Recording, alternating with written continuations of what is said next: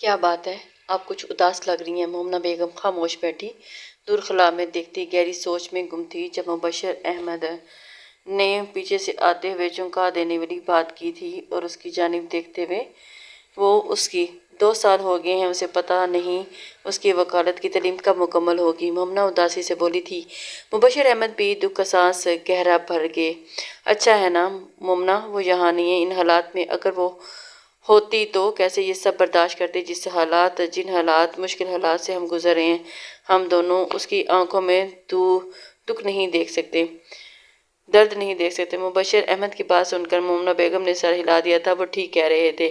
Family میں آخر کتنے ہی لوگ تھے، چھوٹی سی ان کی دنیا تھی اور خوشحال سیدھی سادی سی تھی، لیکن ان کی بیٹی اور اس کی بیوی ازنا، ان کی چھوٹی لاڈلی بیٹی، حساس محبت کرنے والی، ان کی خوشیوں سے بھری دنیا میں ہلچل تب مچی جب سوہان ہاشا نام کا خطرناک طوفان ان کی زندگی میں آیا تھا اور سب برباد کر گیا۔ ان کا چھوٹا سا چلتا بزنس آہستہ آہستہ خسارے میں جانے لگا اور وہ ڈوبنے لگے۔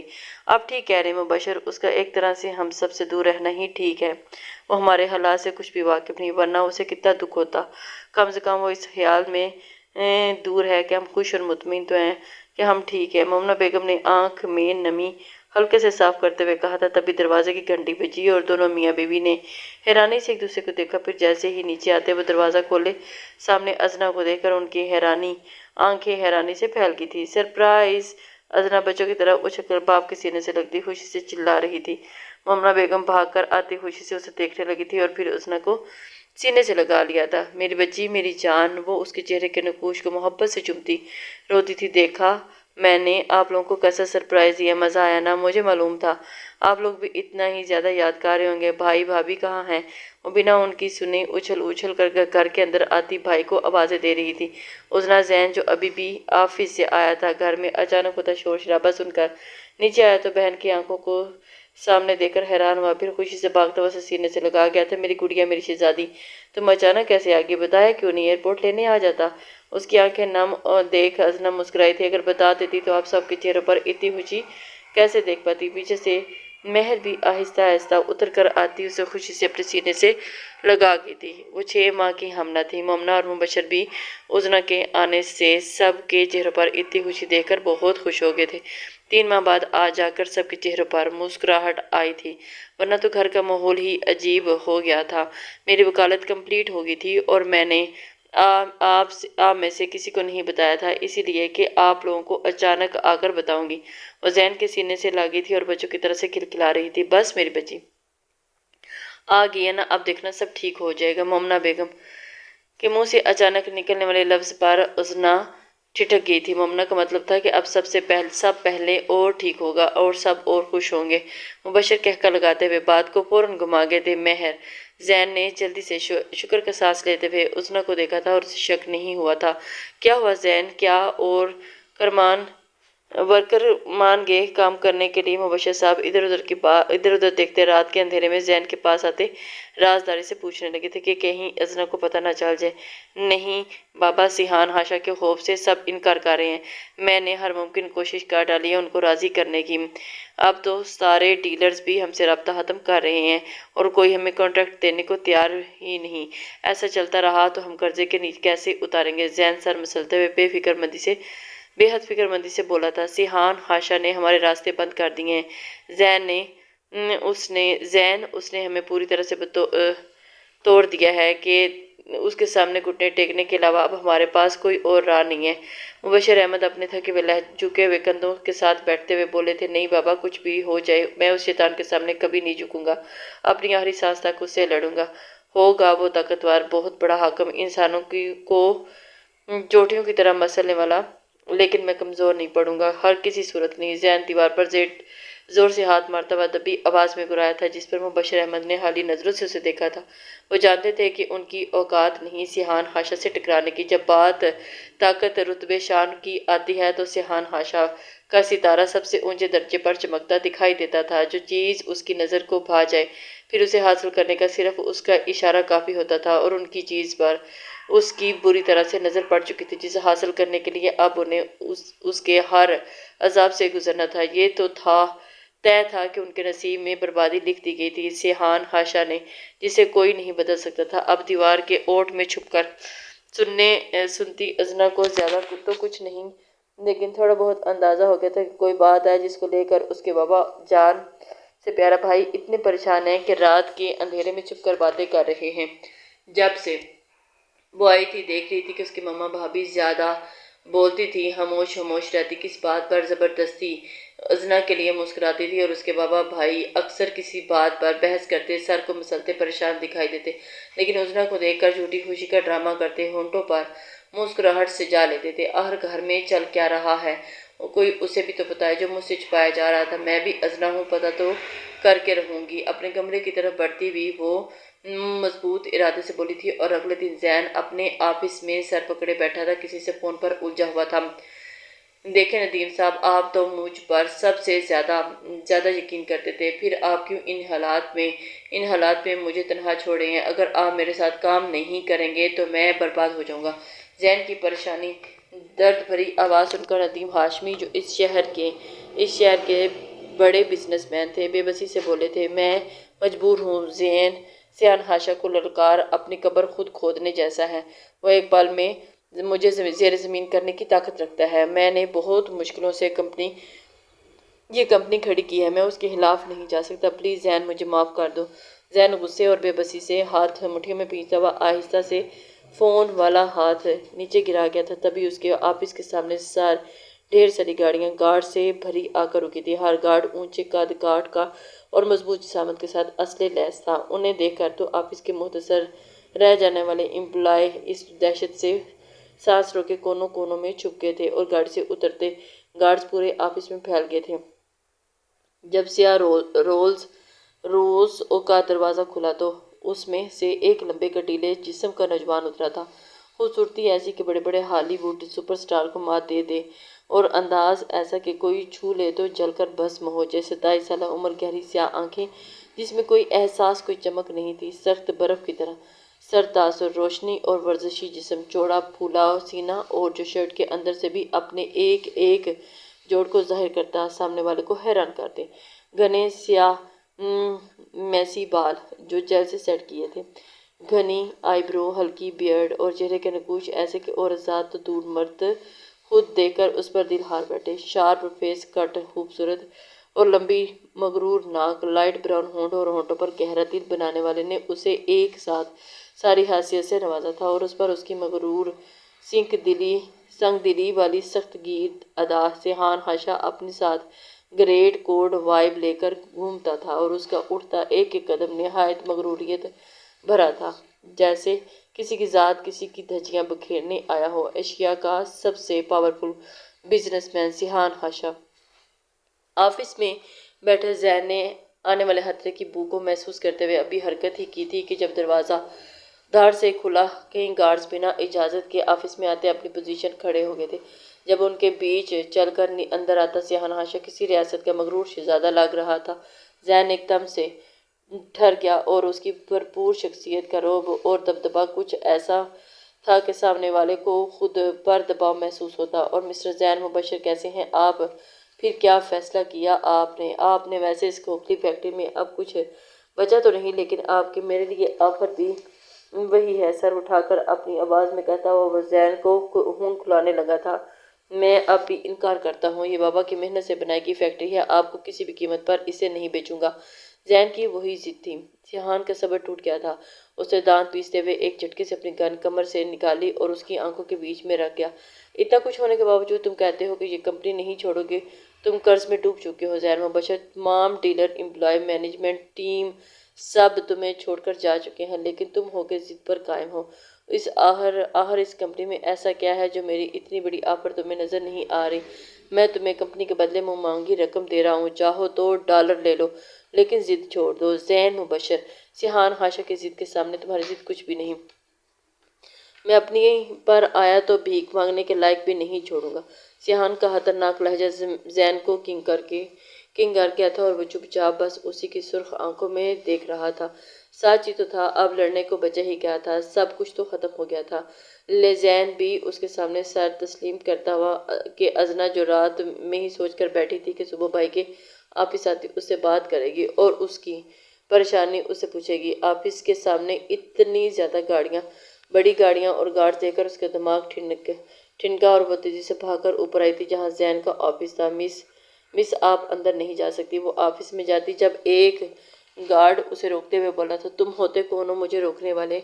اسے دھکا دیتی ہوئی وہ تیزی سے آفس میں آئی تھی جب اس نے بھائی کے سر کسی نے گن رکھا تھا اور دیکھ اس کی جان نکل گئی تھی۔ اس نے آؤ دیکھا نہ تاؤ دیکھا اپنے بیگ سے چھوٹا چاقو نکالتے ہوئے تیزی سے آگے بڑھی اور اس کا گن والا ہاتھ زور سے نیچے کرتے ہوئے اس پر دوسرا ہاتھ پر حملہ کر دیا۔ سیحان جس کا دھیان اندر آنے والے انسان پر تھا ہی نہیں، اس اچانک حملے پر حیران ہوتا ہوا اس کا نازک ہاتھ اوپر ہی پکڑ لیا تھا۔ سیحان کی حیران آنکھیں اپنے سے قد چھوٹے اور اس نازک وجود پر ٹھہر گئی جو اس پہاڑ کے سامنے ایک کمزور سی درخت کی حیثیت رکھتی ہوئی، جو ذرا سے ہوا کے جھونکے سے اپنی جگہ سے اکھڑ بھی سکتا تھا، لیکن وہ اس بہادر اور دلیری سے اس کے سامنے نہ صرف ڈٹ کے کھڑی تھی بلکہ اس کے پر وار کرنے کی غلطی بھی کر بیٹھی تھی۔ سیحان کے گارڈز ایک دم حرکت میں آتے ہوئے اس کے پر فائر کرنے والے تھے جب اس کے ایک اشارے پر سب پیچھے ہو گئے تھے۔ اس نے حیرانی سے ازنا کے ہاتھ میں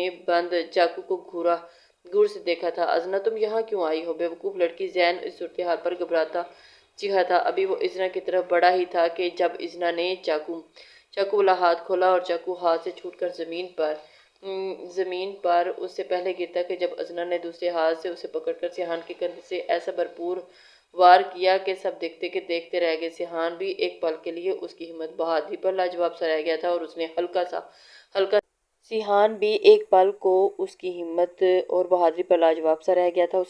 سا ازنا کو زین کی طرف دھکا دیا اور کاندھے میں دھنس سے اس چاقو کو دیکھا جس سے ہلکی ہلکی ٹیس اٹھ رہی تھی۔ زین نے ازنا کو آگے بڑھ کر پکڑا۔ یہ کیا کر دیا ازنا تم نے؟ تمہیں یہاں نہیں آنا چاہیے تھا۔ زین کا رنگ سفید پڑ گیا تھا۔ یہ آدمی کون ہے بھائی؟ آپ پر گن تاننے والا، ہماری زمین پر کھڑے ہو کر ہمیں ہی دھمکی دینے والا۔ آپ اس سے ڈرتے کیوں ہو؟ ڈرتے ہوں گے، میں نہیں۔ ازنا اپنی ہیزل آنکھوں سے نفرت لیے سیحان کو دیکھتی پھنکاری، اسے معاف کر دو۔ سیحان نادان ہے، بچی ہے، نہیں جانتی کچھ۔ زین ازنا کو خوف سے اپنے پیچھے چھپاتا ہوا سیحان سے بولا تھا، جو ہلکی مسکراہٹ ہونٹوں پر لیے بڑی دلچسپی سے ازنا کے لیے بولا تھا۔ ازنا کو دیکھ رہا تھا، میں عورتوں سے بات نہیں کرتا، یہاں تک انہیں دیکھنا بھی پسند نہیں کرتا کہ یہ ذات مجھے دنیا کی سب سے کمزور اور حقیر شے لگتی ہے، لیکن اس لڑکی کی بہادری اور دلیری دیکھ کر تو میں تو لاجواب ہو گیا۔ کیا وار کیا ہے! تم سے زیادہ قابل تو یہ ہے جس کے ساتھ جنگ لڑنے میں مزہ آئے گا۔ ایسا لگ رہا ہے جیسے میں آئینے میں خود کو دیکھ رہا ہوں، بالکل میری جیسی بے خوف، دلیر، مغرور، شکست نہ کھانے والی، جسے تصویر کرنے میں بڑا مزہ آئے گا۔ سیحان چمکتی ہوئی آنکھوں سے ایک باسٹک سے ازنا کو دیکھتا گویا ہوا تھا، شکر کرو وار کندھے پر کیا، اگلی بار ملے تو گلا کاٹ دوں گی، دفعہ ہو جو یہاں سے۔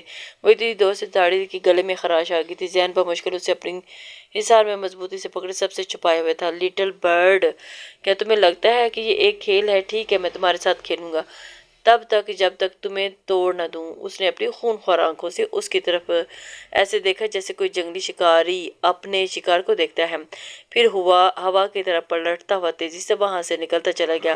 گاڑی میں بیٹھنے سے پہلے اس نے ایک جھٹکے سے اپنے کاندھے میں دھنس سے اس چاقو کو پوری طاقت سے نکالا۔ خون کا فوارہ سا نکلا جب اس کے اسسٹنٹ نے رومال سے بہتے خون کو روکا تھا۔ سیحان کا چہرہ خون چھلکانے لگا تھا۔ چھوڑوں گا نہیں میں تمہیں، اس کی سزا پل پل ملے گی۔ چاقو کو اپنی ہتھیلی میں زور سے دباتا ہوا وہ خود سے بولا تھا، یہ کیا کر دیا، سب برباد کر دیا، اب وہ کسی کو نہیں چھوڑے گا۔ تم نہیں جانتی، کسی بھوکے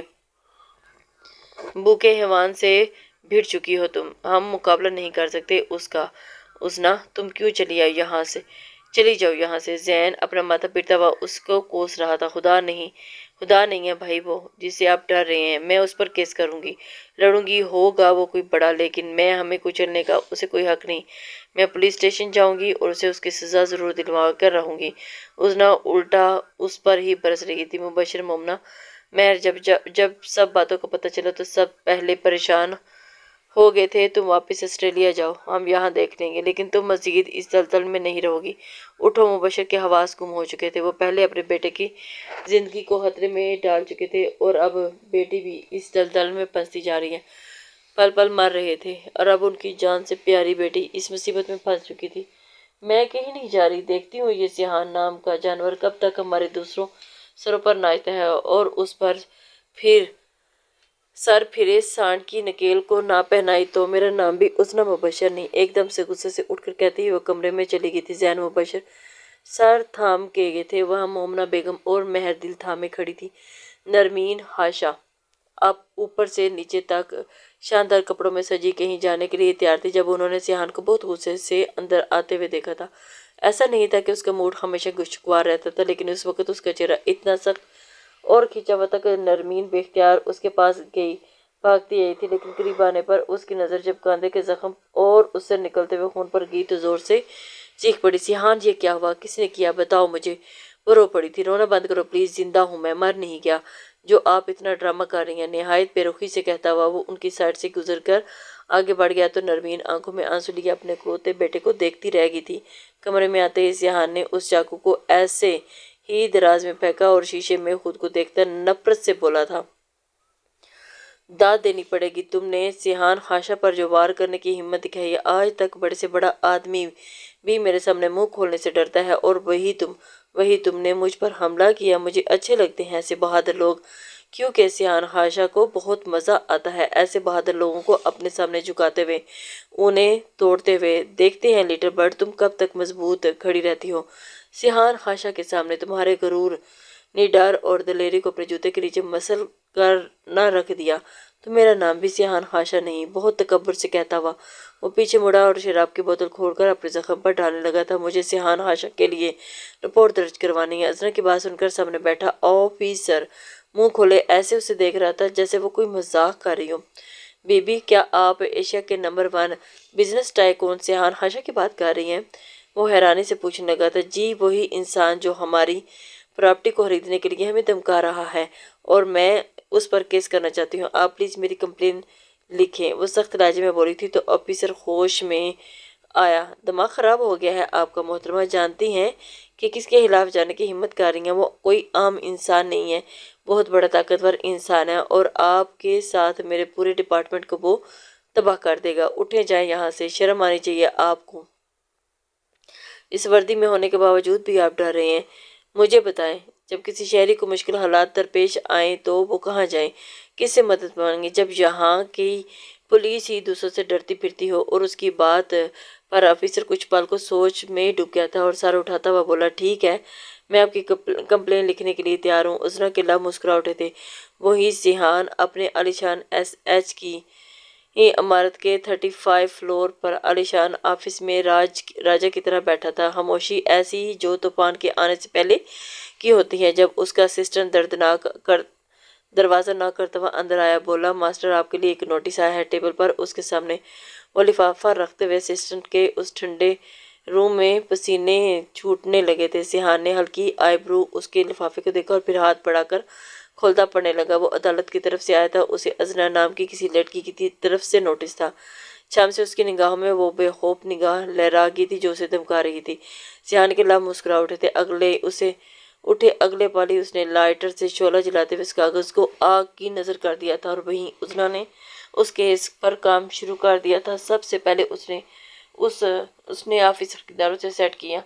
سب اسے بہت سمجھایا کہ وہ سیحان سے ٹکر کی ہمت نہ کرے، ضد چھوڑ دے، لیکن وہی بات، اذنا اب ڈر کر پیچھے ہٹنے والوں میں سے نہیں تھی۔ وہ پوری جان لگا کے اس کے خلاف لڑنے کا ارادہ کر چکی تھی۔ آفس میں بیٹھی وہ ضروری کام کر رہی تھی جب کچھ لوگ اور پولیس کے ساتھ اس کے آفس میں آئے تھے۔ مس اذنا، آپ کو عدالت کی طرف سے یہ آرڈر ملا ہے کہ آپ نے جو سیحان ہاشا پر کیس کیا ہے اسے عدالت ریجیکٹ کرتی ہے اور اس کے بدلے میں عدالت آپ کو یہ کیس تو چھوڑو کوئی بھی کیس لڑنے کی نااہل قرار دیتی ہے۔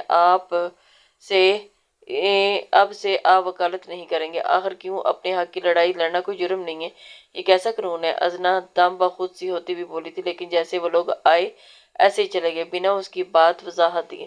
اذنا زور سے اپنا سر پکڑے بیٹھ گئی تھی۔ سیحان کے گلے تک پہنچنے کے لیے اسے اپنا دفاع پہلے کرنا تھا۔ غصے سے اس نے ٹیبل پر زوردار ہاتھ مارا تھا۔ رات کی گہری سیاہی میں وہ خاموش بیٹھی میٹھی نیند سو رہی تھی اور کھڑکی سے اندر آتی ہوئی ٹھنڈی ہوا اسے سکون دے رہی تھی۔ جب کسی انجانے دباؤ کے اثر اس کی ہلکی سی آنکھ کھلی، جیسے کوئی گہری نیند میں کوئی اس کی سانسیں روک رہا ہو۔ اس کی دھندلی نیند میں ڈوبی ہوئی آنکھوں کے سامنے کوئی سیاہ رنگ کا اونچا سا ٹانگ پر ٹانگ رکھے شان سے بیٹھا دکھائی دیا۔ ازنا کو لگا کہ وہ کوئی خواب دیکھ رہی ہے اور ایک بڑی سی جمائی لیتے ہوئے اس نے آنکھوں کو مسلتے ہوئے پھر دیکھا تو اب کی بار ہوا سے پردے لڑائے جب چاند کی روشنی اس پر پڑی اور وہیں ازنا کی نیند میں ڈوبی ہوئی آنکھوں میں پوری کھل گئی تھی۔ اگلے پل وہ سپرنگ کی طرح اچھلتی بیڈ پر بیٹھی تھی اور اس کی بڑی حزل آنکھیں مزید بڑی ہو گئی تھی جب وہ آہستہ سے اٹھتا ہوا اس کے قریب آنے لگا تھا۔ ازنا اس کے لمبے مضبوط جسامت والے سیحان حاشا کو اوپر سے نیچے تک دیکھا جس کے نام اور رتبے کے علاوہ وہ کچھ نہیں جانتی تھی۔ وہ بہت زیادہ اٹریکٹیو اور خوبصورت دکھ رہا تھا۔ بکھرے بال اور آنکھوں میں سختی پہنچے ہوئے جبڑے سیاہ سوٹ میں اس کی فاتحانہ پرسنالٹی گزب ڈھا رہی تھی۔ شرٹ کے اوپر 3 بٹن کھلے ہوئے تھے جس سے اس کا چوڑا سینہ اس کی جھولتی ہوئی پلٹینیم کی چین اسے بہت سیکسی اور ہاٹ بنا رہی تھی اور اس کا وہ کمال تھا کہ تمہاری ہمت کیسے ہوئی میرے گھر میں داخل ہونے کی؟ ازنا بے خوبی سے کہتی ہوئی اٹھی اور سائڈ ٹیبل سے گملہ اٹھا کر ابھی اوپر مارتی کہ جب سے خان نے اس کی نازک سی کلائی وہیں پکڑی اور ہلکا سا دبایا تھا، ایک درد بڑی اس کے لبوں سے نکلی اور گملہ زمین پر جا گرا تھا۔ لٹل برڈ، سیحان دوسری بار ایک ہاتھ سے زخم نہیں کھاتا بلکہ اس ہاتھ کو ہی کاٹ دیتا ہے، اور برف کی طرح سرد لہجے میں کہتا ہوا اس نے ازنا کو دھکا دیا جس سے وہ بیڈ پر زور سے کمر کے بل گری تھی اور اس کی نفرت بھری نظر سیحان کو تک رہی تھی۔ جب سیحان پیر اٹھاتا ہوا جوتا اس کے سر کے بالکل برابر رکھتا ہوا اس پر ہلکا سا جھکا تھا اور دونوں کی خطرناک نظریں ایک دوسرے پر تھی۔ دیکھ لیا انجام مجھ سے ٹکرانے کا؟ میں نہ صرف تمہاری دنیا پلٹنے کی طاقت رکھتا ہوں بلکہ تمہیں اپنے اشاروں پر بھی نچانے کے ساتھ ساتھ تمہارا کیریئر بھی تباہ کر سکتا ہوں۔ ابھی وقت ہے ازنا مبشر، جھک جاؤ، تسلیم کرو کہ تم ہار گئی ہو سکتا ہے میں خوش ہو کر تمہیں بخش دوں، گھمنڈ سے چور لہجے میں وہ کہتا ہوا ہلکا سا مسکراتا ہوا اسے دیکھتا ہوا بولا تھا۔ ازنا کی سانسیں غصے سے تیز جا رہی تھیں اور جس سے اس کا سینہ اوپر نیچے ہو رہا تھا اور اس کی مردانہ اسٹرانگ خوشبو جو اس کے حواسوں کو بری طرح سے جھنجھوڑ رہی تھی، جس سے ازنا اس کے سینے پر ہاتھ رکھتے ہوئے اسے زور سے پیچھے کی طرف دھکا دیتی کھڑی ہوئی تھی اور دور ہٹتی جب سیحان نے اس کی کلائی کو گرفت میں لیتے ہوئے اس کے ہاتھ سینے سے لگائے تھے اور اپنی اور کھینچا تھا۔ ازنا دور ہونے کے بجائے ایک جھٹکے سے اس کے سینے سے جا لگی تھی اور اس کے جوڑے میں بندھے بال لہرا کر کھلتے اس کے وجود پر آبشار کی طرح بکھر گئے تھے۔ سیحان کے لیے یہ منظر نہایت دلچسپ تھا اور چہرے پر بکھرے بال، غصے سے سوجا نفرت میں ڈوبی آنکھیں۔ سیحان لمبا تھا جس سے وہ اپنے سینے تک آتی ازنا کے چہرے پر جھکا اور اسے مبہوت ہو کر دیکھ رہا تھا اور اس کا دل چاہا کہ وہ ہاتھ بڑھا کر اس کے چہرے کے ساتھ ان ریشم سے بالوں کو چھو لے اور اپنے دل کی خواہش پر اگلے پل وہ لبیک کہتا ہوا اس کی طرف ہاتھ بڑھا گیا جب ازنا نے اسے پہلے کہ وہ اس کے آگے ہاتھ بڑھا کر دانتوں کے بیچ دبا دے زور دیا۔ سیحان کی آنکھیں بڑی ہو گئی تھی، وہ ایک دم سے ہوش کی دنیا میں واپس آتا ہوا اس نازک سی لڑکی کی بہادری کو داد دینا نہیں بھولا تھا۔ وہ اسے ایک بار پھر اپنی دلیر ادا سے لاجواب کر گئی تھی۔ ازنا نے زور سے دانت اس کے ہاتھ پر گاڑے تھے اور جس سے ہلکی ہلکی خون کی بوندیں جھلکنے لگی تھی، لیکن سیحان بنا کوئی مزاحمت کیے یوں ہی حیران اسے دیکھ گیا تھا۔ پھر ہلکا سا دھکا دیتا ہوا وہ اپنا ہاتھ کھینچے اسے دیکھنے لگا تھا۔ کیا لڑکی تھی! ہر بار ایک نئی طرح کا وار کر کے اسے حیران کر دیتی تھی۔ اپنے ہاتھ پر اس کے دانتوں کے گہرے نشان سے جھلکتا ہوا خون دیکھ کر وہ دھنک کھڑا تھا۔ خبردار سیحان حاشا، جو مجھے چھونے کی بھی غلطی کی میں تمہاری بوٹی نوچ کھاؤں گی۔ دفع ہو جاؤ یہاں سے، میرے گھر سے مجھے کوئی عام لڑکی سمجھنے کی غلطی بھی مت کرنا ورنہ جان لے لوں گی میں تمہاری، سمجھے؟ دبی آواز میں چلاتی وہ اسے زور سے دھکا دے رہی تھی جس سے سیحان بس اسے دیکھتا پیچھے کی طرف قدم بڑھا رہا تھا۔ ابھی جا رہا ہوں لیکن اس زخم کی قیمت تمہیں چکانی ہوگی۔ اپنے ہاتھوں کی طرح اشارہ کرتا ہوا وہ ایسی نظروں سے اسے دیکھ کر بولا تھا کہ ازنا ایک پل کو سن رہ گئی تھی اور پھر وہ مڑا اور تیز قدموں سے نیچے ہال کی طرف سے ہوتا ہوا مین گیٹ کی طرف بڑھ گیا تھا۔ ازنا کی تو جان ہی نکل گئی تھی۔ کیسا بے خوف گستاخ شخص تھا! رات کے اندھیرے میں کسی کے بھی گھر دھڑلے سے گھس آیا تھا جیسے اس کا ہی راج ہو۔ نہ کوئی ڈر نہ کوئی لحاظ، کسی کی بھی زندگی برباد کر دی، کسی کے ساتھ کچھ بھی کر لیا۔ عجیب حاکمیت بھرا انداز تھا، اسے اتنا بھی احساس نہیں کہ کوئی جاگ گیا، کسی نے دیکھ لیا تو ازنا مین دروازے تک بھاگ کر جاتی، جلدی سے کنڈی لگائے وہیں سر پکڑ کر بیٹھ گئی تھی، اور اس آدمی سے اب ہر چیز کی امید کی جا سکتی تھی۔ وہ کتنا خطرناک انسان تھا، اسے رات کے اس پہر بخوبی ہو گیا تھا۔ اور وہی گاڑی میں بیٹھتا ہوا سیحان مسلسل اپنے ہاتھ کو دیکھ رہا تھا، جہاں اس کا درد بھرا لمس آہستہ آہستہ اب اس کے پورے جسم میں پھیل گیا تھا، اور کچھ نہیں بچا۔ ہم قرضے میں اتنے ڈوب چکے ہیں کہ اگر قرض نہ بھی ادا کیا گیا تو لوگ ہمیں کھا جائیں گے۔ ناشتے کی ٹیبل پر بیٹھا زین تھکے ہوئے لہجے میں بولا تھا۔ مہر نے دکھ سے اس کے کاندھے پر ہاتھ رکھا، اور وہیں مومنہ اور مبشر بھی اداسی سے اسے دیکھنے لگے تھے۔ ازنا کا دل جیسے پھٹ گیا۔ سب ٹھیک ہو جائے گا بھائی، مشکل وقت ہے، گزر جائے گا، وہ آنسو پیتی بولی تھی۔ اور ازنا، میری جان، کچھ ٹھیک نہیں ہوگا، وہ انسان نہیں، سفاک ظالم ہے۔ شکر ہے اس نے تمہاری خطا نظر انداز کر دیا، ورنہ مجھے ڈر تھا کہ وہ تمہیں مار ہی ڈالے گا۔ لیکن وہ خاموش رہا، اور اس کے بعد تمہارا اس پر کیس کرنا، مجھے لگتا ہے کہ وہ عورتوں کے معاملے میں سخت نہیں، ورنہ سیحان کسی کی تیز نگاہ برداشت نہیں کرے۔ خیر، میں کمپنی کا قرض اتارنے کے لیے کمپنی بیچ دوں گا، زین گہری سانس لیے بولا تھا۔ وہیں ازنا سوچ رہی تھی کہ اب وہ سب کو کیا بتاتی کہ سیحان خاموش نہیں بیٹھا، بلکہ ان کے گھر ان کی بہن کے کمرے تک پہنچ چکا ہے۔ اس سے بڑا شیطان کون ہوگا؟ اس کی بات پر سب اپنی جگہ نظر چراتے ناشتہ کرنے لگے تھے، اور تبھی اس کا فون بجا تھا، جہاں انجان نمبر سے اسے کال آ رہی تھی۔ فون کان سے لگاتی وہ سب کے بیچ سے اٹھائی تھی۔ کون؟ وہ یہ بولی ہی تھی جب کسی کے جناتے کہہ کے اس کے کانوں کو سنائی دیے تھے۔ ازنا کا چہرہ سخت ہو گیا تھا۔ میرا فون کیوں نہیں اٹھا رہی تھی؟ ویسے رات والی ملاقات کافی مزیدار تھی، ہمیں ایسی ملاقات آگے بھی کرتے رہنا چاہیے۔ تمہارا کیا خیال ہے؟ وہ اس کے جلے پر نمک چھڑک رہا تھا۔